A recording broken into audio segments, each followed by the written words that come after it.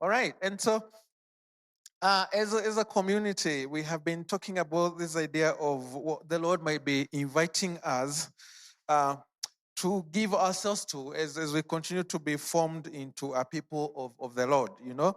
And so we talked something about time and something about money last week. And today we want to do almost like the last pause on that. Um, and just focus on something else. This time around, a little bit on prayer, as it were. And of course, there's so many places you could go with prayer, and especially in a church. And like there's like, and we'll keep going to all those different places. So this is not meant to be any exhaustive thing. It's just one particular aspect of prayer. And we want to almost ground ourselves again on this story of Elijah. And so we have Elijah, and he causes big gathering, and he faces up to these false prophets. And finally, if you know the story, it's like he prays, and like fire comes down on the altar that he had set up.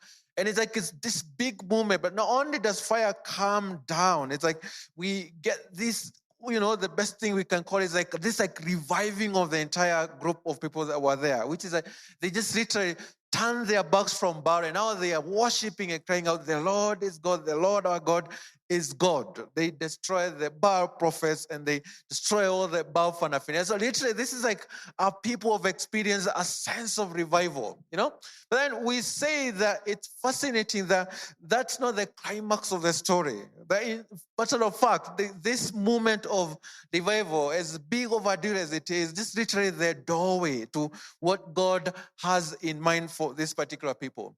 And so as we come to this particular portion of the story, I just remember many years ago hearing one of the preeminent New Testament scholars that we have alive today. It's called N.T. Wright. He's like this British guy who just writes thick books and, whatever.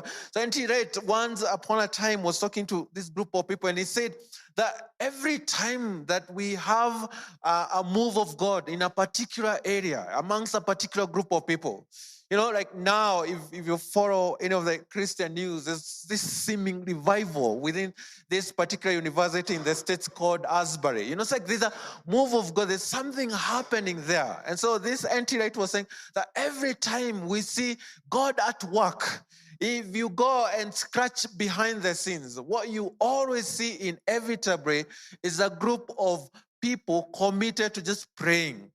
It's like long before we have this revival happening in Asbury, long before that preacher, and I've seen that going around. I mean, because I think we are preachers and we want to, what's the word of God that led to this revival, And we sent out the preacher, but it's not really the preacher. If you dig a little bit further, you come across maybe a group of guys who've just been praying that God will show up in this campus for years. And then finally, here he is, And I think that's the same thing we have with this particular story. Because now you have this revival that has happened, and people are worshiping God, and their hearts has been sort of transformed to turn to God in this moment. And Elijah almost like keeps his focus.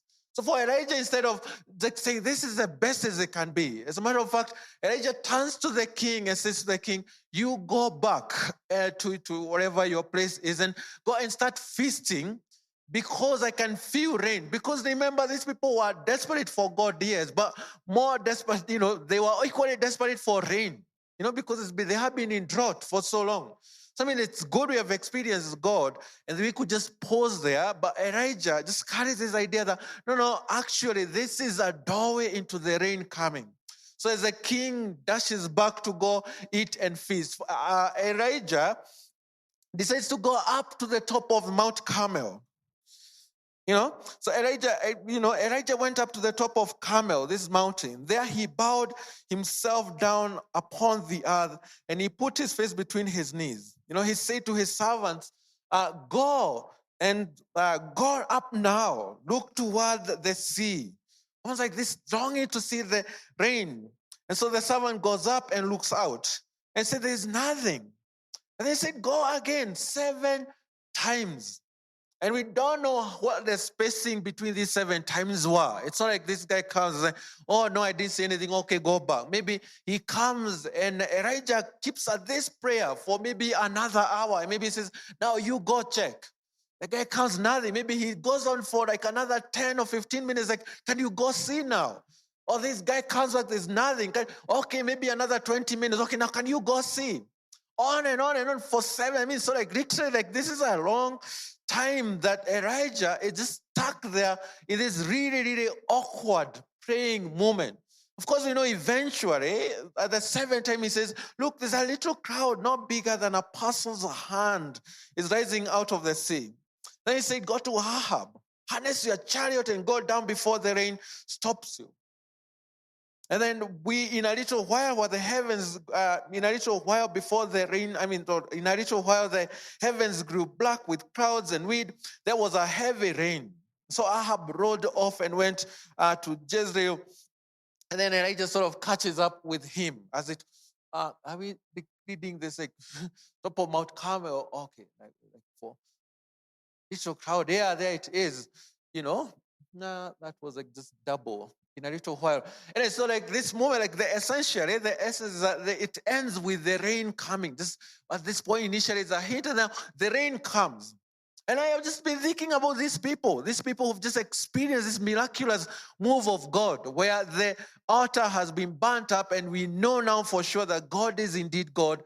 And then they must have continued celebrating, continued worshiping, continued crying out to God, continued all these things. And then you have this other guy up on some mountain, just keeping his eyes focused on the rain and just crying out for God to show up the rain. So in a very real sense, like these guys down here worshiping, all of a sudden notice the rain is upon them. It's easy to just say, oh, and God also brought rain. But what they don't see is there was a guy up the mountain just crying out, not just for 1 hour, for however long for this rain to come. There's a very strong correlation between the cry of Elijah for this rain, praying in this really awkward position, and the people being drenched. The prayer of this one person in this context becomes the transformational power of this other rest of the people. That the entire nation gets soaked up in rain because this guy called Elijah was not content just staying in the presence of the Lord. He just went and pressed even further, as it were. So then, with that anti-right story, it's like with that anti-right understanding, it's like it's easy to say like Elijah becomes the guy that after this rain, if you dig behind it, say, how did the rain come? You find some guy patched up a mountain in a very awkward position, crying out to God, not once, not twice, for an extended period of time. And so I've been staying with this story this past month. I've been getting sort of different senses. One of the senses like maybe we as Journey Village, maybe God is inviting us to be the people who are behind the scenes praying for the revival. The revival of of course, if you hear revival, it's like oh my God, would that be great? No, but I mean like, yes, the spiritual revival, but also like the reviving of all the different spaces that we find ourselves in. That will be the people who will be praying for the reviving of marriages, the revitalization of relationships, the reviving of life in all the different places we work, the reviving of the economy, the reviving of this entire place called Kikuyu. That will be the people that is like Elijah somewhere tucked in some mountain, going down on his knees, just crying out, and just not giving us, just only being distracted, just like insisting on it. That we should be maybe the people who God is inviting, not to just pray for our life inside here, but to be the catalyst of life everywhere we are. Like this prayer of Elijah becomes a prayer that gives life to the entire nation. So what I think I want to spend the next couple of minutes talking is that could it be that we are the ones also being invited to that place where we become almost, I guess the word we want to use is like intercessors, but not the word intercessor I want to use. I just want to see the people who are behind the scenes crying out to God for the reviving of all the different places. That where everybody else is just content to just survive and live life as it is, we'll be the ones just saying, no, I think there's something more. There could be more. So I've been getting this sense that this may be one of the invitations that is coming to us in this season. But then I've been wondering whether that could really be true. And whether that is actually possible for you and I to be those kinds of people who are being invited. Because the truth of the matter is, this thing called prayer is like rather complex, and we have all sort of complex relationship with it. But one of the big complex relationships we have with it is like prayer is hard. We don't even like it that much. I mean, we say about it, I don't really like it that much. No, we're not just the only ones. It's like this phenomenal swinging through the world. And one of the amazing people that I've quoted here over and over, Ronald Rohiza, says that we struggle with prayer first by struggling to make time for prayer. Because inherently, prayer doesn't seem to accomplish anything practical for us. Prayer is a waste of time in terms of tending to the pressures and tasks of daily life. So we hesitate to go there. But not only that, then coupled with this, we find it hard to trust that prayer actually works and brings about something real in our lives. Of course, beyond that, then we struggle to concentrate when we pray. Once we do settle in to pray, we soon feel ourselves overwhelmed by daydreams and unfinished conversations and hard-forgotten melodies and heartaches and agendas and the impeding tasks that face us as soon as we get up from our place of prayer.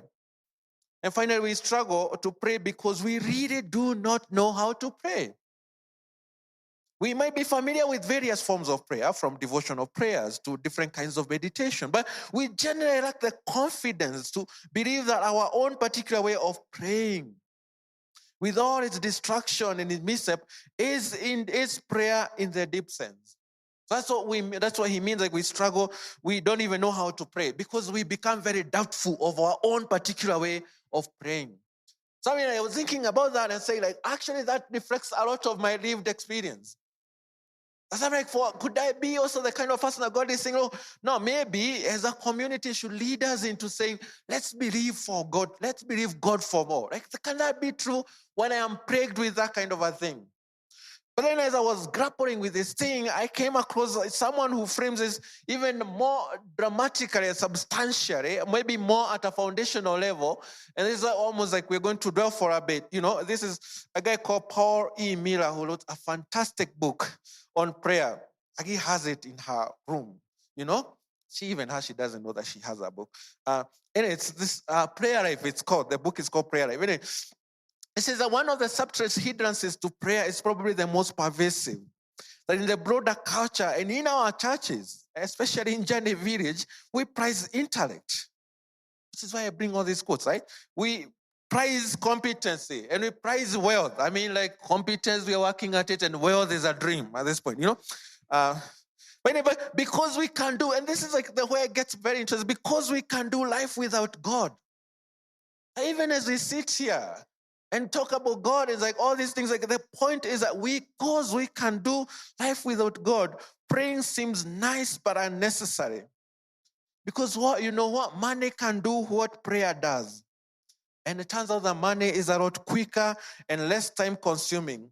Therefore, our trust in ourselves and in our talents makes us structurally independent of God. And so as a result, exertions to pray just don't stick. So that's another way of saying that this hosts someone who probably not go anywhere. I just spend my time just like say we should pray, and then you just go out of here and just say, let's pray. But more importantly, in the world that I live in, what is prized above prayer is intellect. It's about being competent. It's about wealth, And apparently, if you bring intellect and competency and wealth together, you actually do realize that you can live a life independent from God. Now we gather in church and we act like that is impossible when we actually go out and live our lives from Monday to Saturday independent of God. It's a very big possibility to live our lives independent of God. And then the great Eugene Peterson comes along and says and frames this even further and says that money and machines anesthetize neediness. I knew that was going to be hard. It's like they numb our neediness in another sense. Money and machines numb our neediness because they put us in charge, in control. And so as long as money holds out and the machines are in good repair, we don't need to pray. Another way of saying that is to say, for as long as we are physically healthy, we have a good job that is meeting some of our bills, even like we are longing for more, generally, prayer just becomes a nice thing, but it's generally unnecessary. It's not something we give ourselves to. For as long as our machines are working, for as long as my phone has data, I'll always gravitate towards TikTok than I'm going to gravitate towards prayer. I'll always gravitate towards Twitter than I'm going to gravitate towards prayer. As long as money holds out. I mean, this one I'm still waiting, you know? Like when my money hold out, then I'll come and I report to you that indeed the moment money held out, I was no longer a prayerful person. You know? But this idea, but the more important big word that I think Eugene Peterson introduces here is this idea that these things, the money and machines, they put us in charge. They put us in control. I think the greatest danger that you and I face when our lives with God is because we are a people capable of being in control. I mean, all of us here, a good chunk of us by far, a high percentage, we have been to university, we have been to college, we have some college education. I'm sure a good chunk amongst us here, we have some impressive CV. We are the people who have been gifted the gift of intellect. I know here, we are the people who have been made a bit competent. Like we know a thing or two about a particular industry. We're just not here just like, you know, helpless and everything else. Like, but we know a thing or two. We are competent people. We can string along a story. And wealth then is, I guess, the thing that I guess we're still pursuing. We're bringing intellect and competence in pursuit of this also that we have the tree cycle working out. And the thing is, with this wealth and interest and competency coming together, then we get a little bit more of money and we get a little bit more of machines. As long as you have machines and money working for you, prayer, regardless of how much we preach about it, how much we invite one another, it's always going to land on that hard soil that Jesus talks about. Because this is the world we live in. And we are almost wired to be in control, to have a sense of what you want out of this year, to have a sense of what you want your next 5 years to look like, to have a big sense of what your family should be like, to have an idea. And then after you have an idea, then you go after it. It's how we are taught. Like it's how we live our lives. When we encounter challenges, we encounter challenges in pursuit of our dreams. No one is starting with God and just saying, Lord, what am I going to do today? I'm pretty sure you have your tomorrow figured out. I'm sure you have your Tuesday, your Wednesday. It's like you are just hoping that God shows up in these places. But by and large, you are not. Also, the people waking up tomorrow wondering, what do I do? God has blessed you. But the very things that God has blessed you with, they become the very stumbling block then to being in communion and in relationship with Him. So I can talk a big deal about prayer. I could go to scriptures and I could explore, and you would walk out of here feeling warm and fuzzy. And I know, because I know myself, tomorrow you just fall back. Because we are wired for control. We want it and it's celebrated in our culture. But unfortunately, prayer can't be mastered. Prayer always means submission. To pray is to willingly put ourselves in the unguarded, exposed position. There is no climbing. There is no control. There is more mastery. There is only humility and hope. If you hear that and you compare that to like your really sophisticated mind, the one that went to university and was awarded that degree that you work really hard for, like none of us wants to experience that. To be in this moment of submission, to be surrendered into the unknown, as it were. Then he continues to say that to pray is to risk being naive and to risk believing, to risk playing the fool. To pray is to risk trusting someone who might let you down. To pray is to get our hopes up, and we have learned to avoid that, and so we avoid prayers. You know that this little term, to risk being naive, almost like I feel like as a pastor, that's like the world I live in. It's like you are like the guy who gets to stand. I mean, now I've noticed that in some certain circles, if I say I'm a pastor, you know, I get certain respect, you know. In majority of your circles, honestly, it's like to say you're a pastor, it's like, dude, man, you failed that campus. You know? As I think that people, like, you guys are like the con men of this society.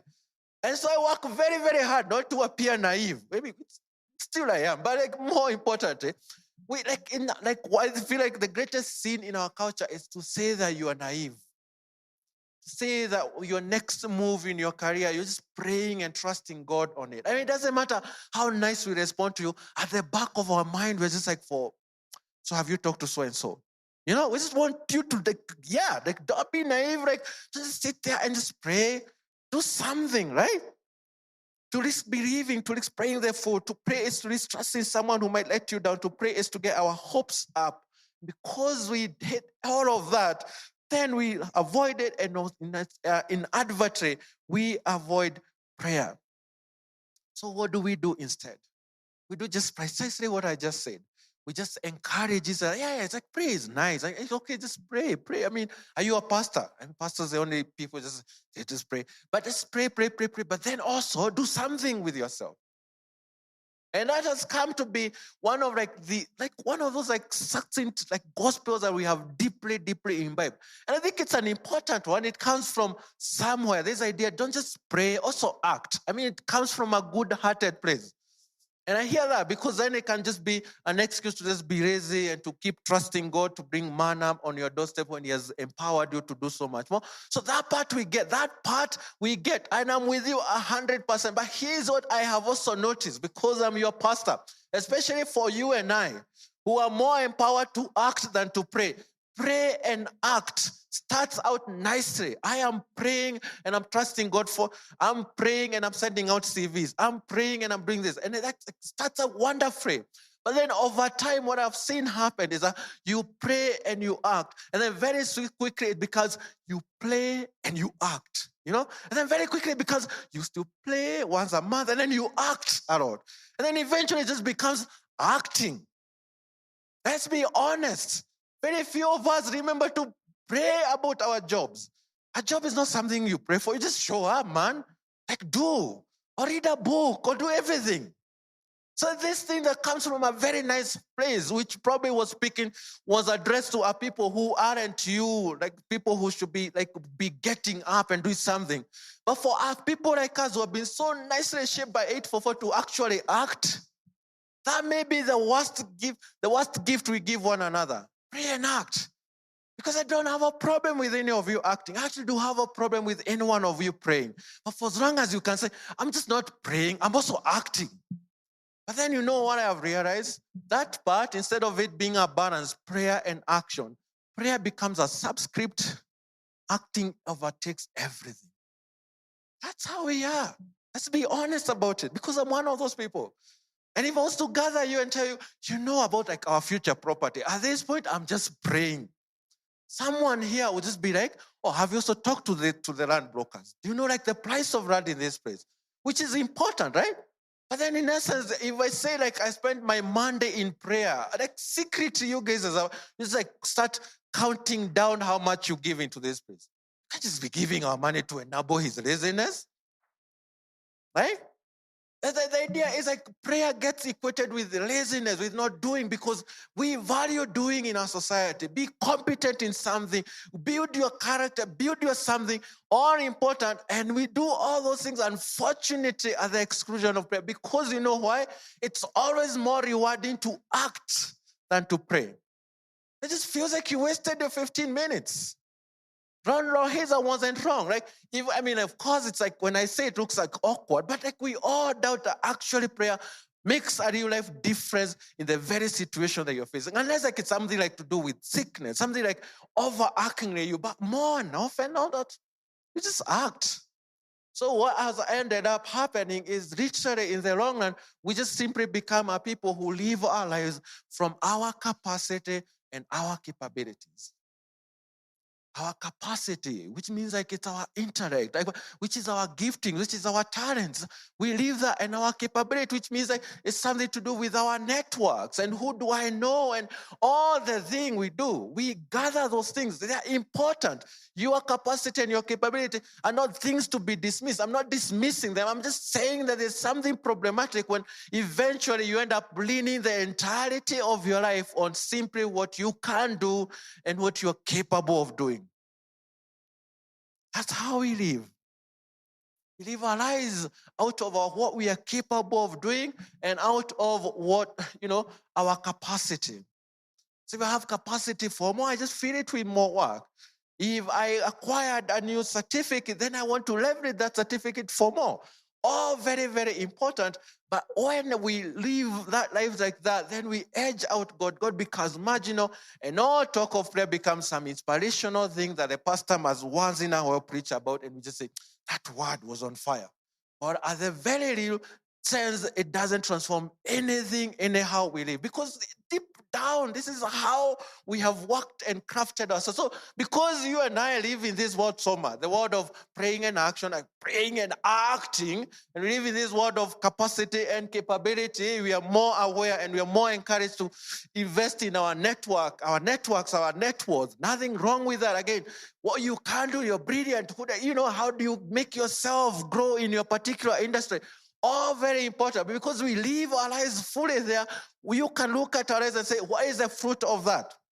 Like, you shall know them by their fruit. So what is the fruit of us living like that? And the fruit of that, of us living our lives dependent on our capacity and capability, is that at best we live, and maybe this is hurtful for you, at best we live small lives determined by only that which is within our reach. At best, we live small lives. I mean, of course, from our perspective, they are big lives. There's all there is, right?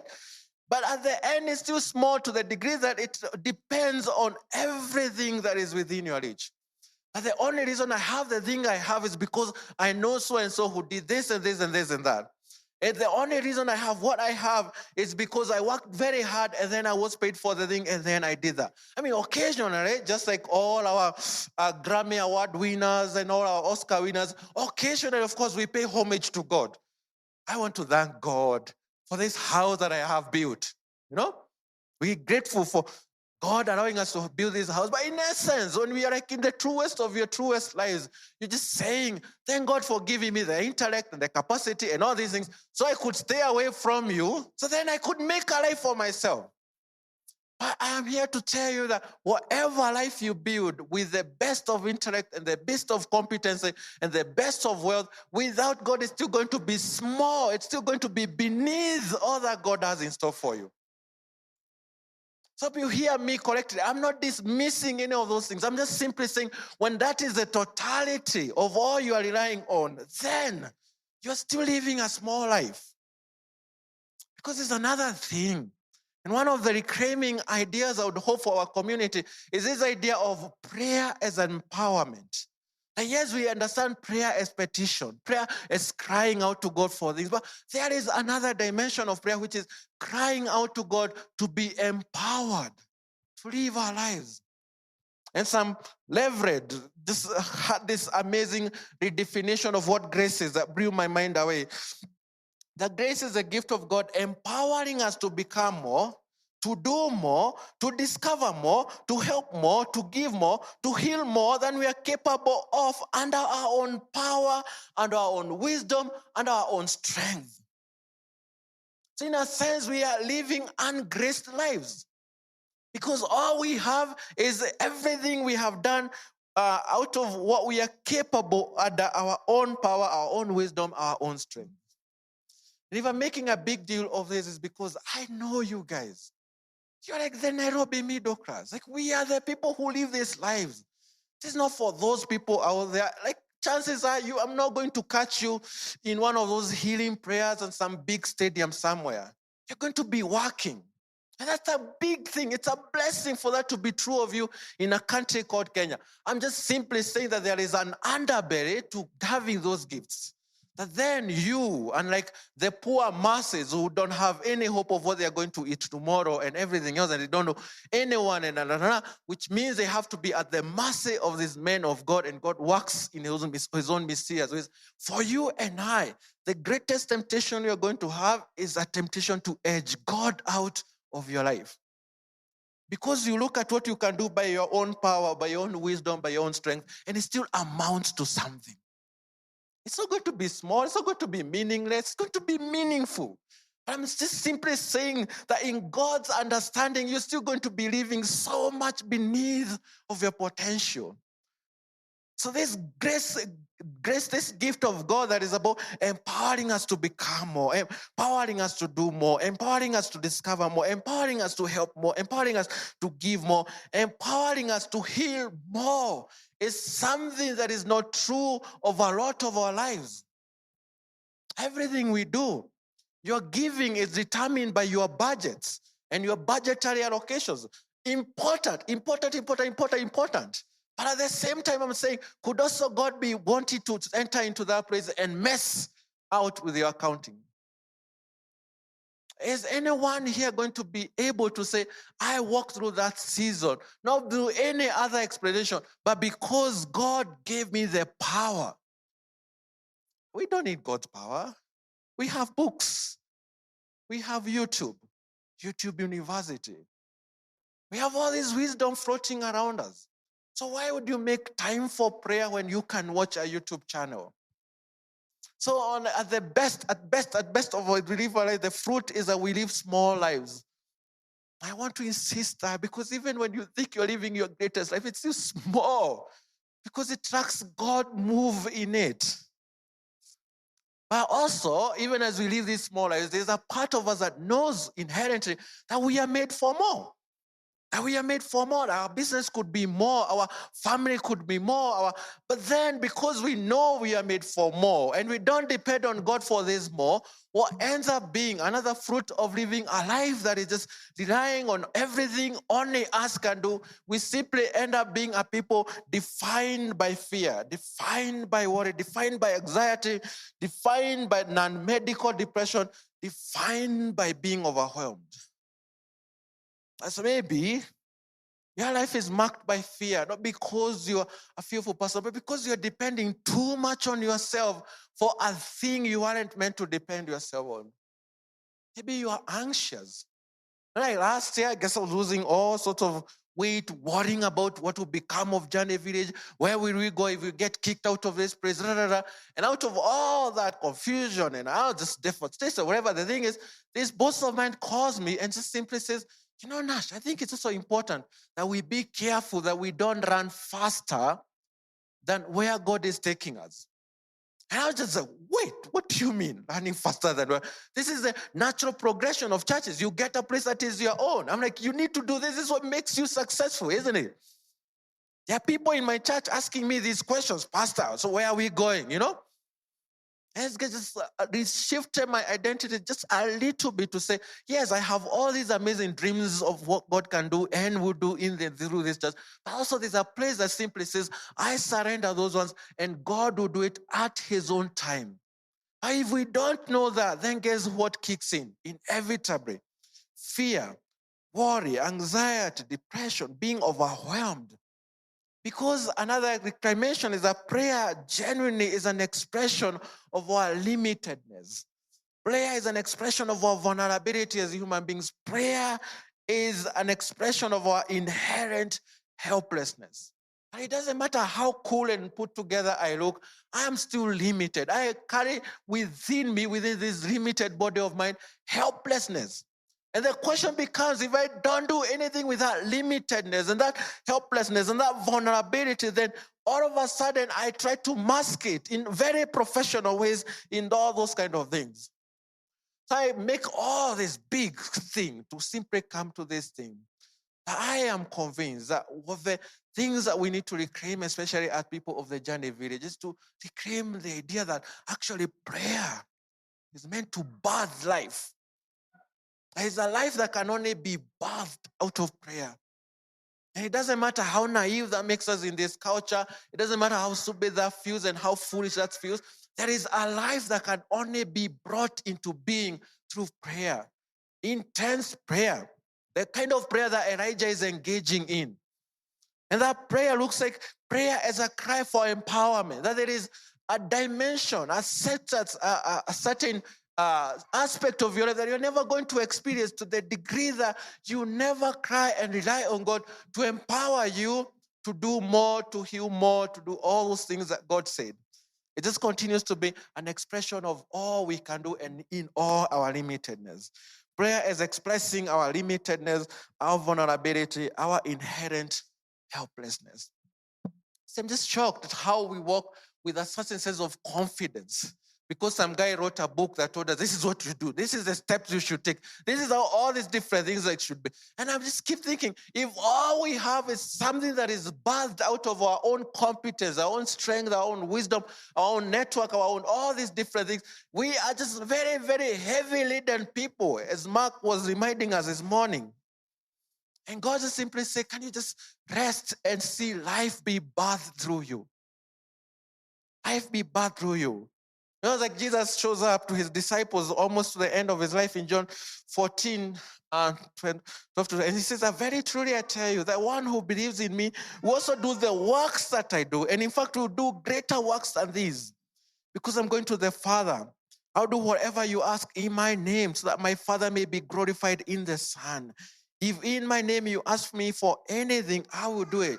The thing about that is, I think we tried that verse out in our first year of high school. We found, maybe when we were sitting for KCP, we found that doesn't work, and we move on with life. I mean, it's nice, it's there, but oh man, that's for spiritual people. But here's what I want to say to you. Could it be possible that you're actually wired to do more than Christ did? Christ never had an opportunity to work in your particular corporation. Never had an opportunity to be in the media, to be in your particular gifting. Rather, Christ looks at you and says, like, but why are you settling for so little when this thing could be so much more? You can do mightier things than I, who is God, did. Because you know what? Not because you are smarter, or because you are better, or because you are well connected, but because I can empower you to do that. See, I'm like shocked at how many people are aware of how difficult marriages are. I'm equally aware of how few of us ask God to empower us to live fully for Him in those marriages. I'm shocked at how many of us are aware of the tough economic times that we live in. I'm shocked at how many of us are trusting God to empower us to live through these rough economic times as a flourishing people.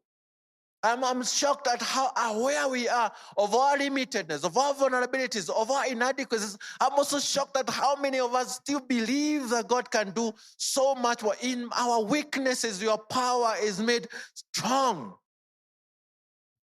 That doesn't happen for you and I. Us, it's just business people, man. In business, it is Kenya. You hustle.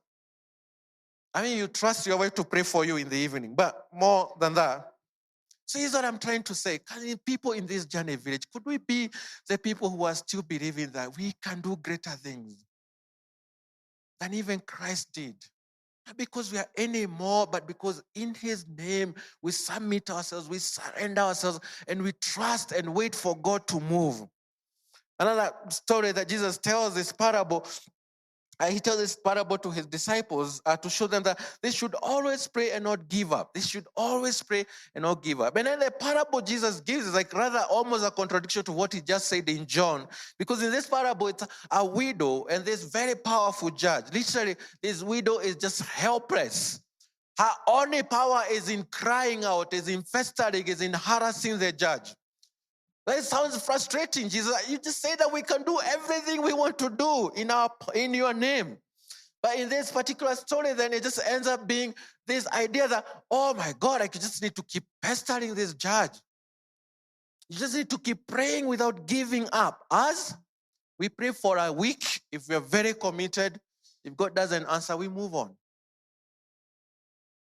So Jesus tells them this disciple, this lady who just keeps persisting to the window. And almost like in the air, the judge gives in, not because of anything, but because of this lady's persistence. So Barbara Brown Taylor, one of my favorite of the 1,000,001 favorite author, says, what the persistent widow knows is that the most important time to pray is when your prayers seem meaningless. Like this widow knew this judge. She knew the outcome. And yet day in, day out, she's there banging. She's there pleading her case. She's there just saying, no. Maybe today it will change. But still, even if it doesn't change, I'll be back tomorrow. I'll be back. Are there any one of us like still left for that? Because you know what will happen. Almost like you'll be frustrated, but you will not let their reaction, the reaction of the judges, the reaction of the theys, the reaction of the people who move and shake and do the thing with their industry, rob you of what give your life its dignity. You are going to trust the process regardless of what comes out of it. Because the process itself, the asking, the going that gives, because it is the process itself, the asking, the going, the giving that gives your life its shape, its meaning, its direction. The process keeps you alive, it keeps you engaged, it keeps you focused, it keeps you involved with what matters most in your life, and so you do not lose heart. Out of time, I think we lose heart because we just aren't, back to Lord Hayes, convinced that this prayer matters any iota. And then in this parable, it ends almost like traumatic. I don't even think we get to this part. After the judge comes and responds to the persistent, we stop it there. But Jesus continues and wraps it like in rather scary place. He says, "And will not God bring about justice for his children, for his chosen ones who cry out to him day and night?" We struggle to cry out to God for 15 minutes every morning. Will God not bring about justice? What if God is always saying, my justice is here for you, but no one is there to cry out for it? We just settle and say, this is how Kenya is. This is just cancer. This is some sickness. This is a way of life. And God is just saying, no. God will not bring about justice for his chosen ones who cry out to him day and night. Will he keep putting them off? And the answer most likely will answer, yeah, we tried that. And he put us off. I tell you, he will see that they get justice and quickly. However, and this is where I want to learn this thing. However, when the Son of Man comes, will he find faith on earth? When you hear that directed at us, that's like a rather scary thing. If Christ was to come today, will he find you and I as a people of faith? As a people who still believe that God is still at work, that God is still working, that God is still acting on our behalf. However, when the Son of Man comes, will he find faith on the earth? And this question coming in the background of the persistent widow, it's almost saying that one expression of faith is that there are people just committed to keep pestering this God judge every single morning, every single afternoon, every single evening, day and night, day in, day out, months on end. Which then you hear it framed like that, like no wonder we struggle with prayer. That's frustrating. We don't even give our marriages that long, day and night, night and day. I'm like moving on. This is like with a person you can see. How about a God that you can't see? And how about when you're living in a world which is constantly telling you the most important thing is not this thing you are praying, like pestering of judge God day and night. The most important thing is like go back to school, get some more certificate, get some more paper, be competent, build your intellect, expand your network. So it's just hard enough to do that prayer if it's just all the prayer is all you have. But then to do that in a world which is also pulling you in a whole other direction, no wonder we struggle with prayer. Because we know how much and well we struggle with prayer. Because also we know how little or more we pray. Here's a deep question. When Christ comes back, when the Son of Man comes, will he find faith in you? Not faith in your capacity, this faith, this conviction that God can empower me to live even through this rough season of the business. That God can empower me to be more than all the sum total of my competence and my capabilities. That God can still give me. But not only that God can empower me, but I can live from a place where I have a God that I just go out and I say, I am limited. I had been vulnerable. I am helpless to live fully in this world that you've given us in. So maybe the answer largely comes back to, like, I am not sure you're going to find faith. My conviction as your pastor is to believe that you too can still be one of the few people who say, yes, Jesus, please come and find that I still have faith in you to fix this situation, to heal where there seems to be no hope of healing, to restore where there seems to be no hope of restoration, to redeem where there seems to be given up of, to still renew us. And maybe through this conviction that we have faith that will keep pestering and pestering and pestering, out of that, rain comes, not just in our families, but through the entire nation, like Elijah did. Maybe through our pestering, justice comes, not just particularly to us, but justice that shapes how the entire nation experiences. Maybe because you trust God to empower you for more in your very own particular corporate role, God's love gets infused in your company. Maybe for you, you get restored, you get healed, you get, lifted up in a way that everybody looks and says, what is going on there? And God just simply, and you just, all you have to say is like, it's God. So I guess the summary thing I want to really, really wrestle and leave with you is will we as a people have God only moments? Not some of those Grammy Award moments where you say like, oh, we thank God. No, but like really like we went through a season and we look back and we say, only God could have carried us through that. Instead of giving into anxiety and worry, we surrender to God, and this is the fruit. We have a God on the moment, like we were walking and we were in this freak accident, and God healed us and restored us. Is this still our portion? Is that something waiting for some mighty man of God to use as a platform? Can we trust God to heal the family members in your life? Or is it something that those fundamental Christians do? Can you trust God to open doors that only He can do? Or that's something you do by going back to school and increasing your capacity? The point I'm trying to say is in a world that is pulling us to the most important thing is money and wealth and intellect and capability. Maybe the most radical thing is to still believe that God's still working in your life and in my life. So I invite you to the Lord's table at the front there and at the back. I know you're not here as complete people. You're here as literally limited people. You are here carrying some inherent helplessness. You are here as a people who desperately want to hide our vulnerability, but we still have it in us. I want you to ask a much more deeper, challenging question. What burden are you carrying today, this morning, that isn't going to be solved by more worrying, by more anxiety, by more stress, by more numbing and ramming over it? What burden are you carrying that is God's to carry? As you come to the Lord's table, would you just come and almost trade in that burden for a piece of bread and grape juice? And maybe let's start this pestering journey. So, what burden are you carrying that aren't yours? You are not going to solve it by thinking more about it, by hearing some expert opinion about it. But what burdens are you carrying? What burdens are you carrying that aren't yours to carry? Because I want to lead a church that still Jesus can look and say, yes, if I was to go back, assuming he even left, but as I go back, there is a people still somewhere who still have faith. That is being expressed by how hard they are pestering and knocking on the doors of Christ. So I invite the worship team up. And as the leaders, I just want you to come to the Lord's table, either at the back or at the front. Every single one is welcome.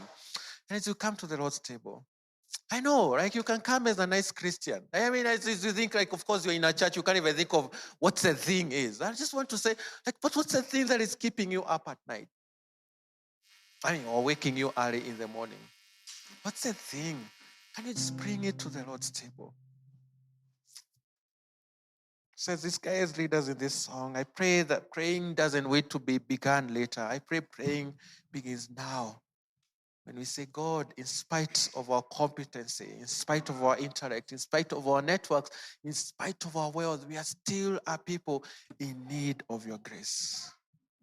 And I pray that God will grace each one of you as you come to the Lord's table.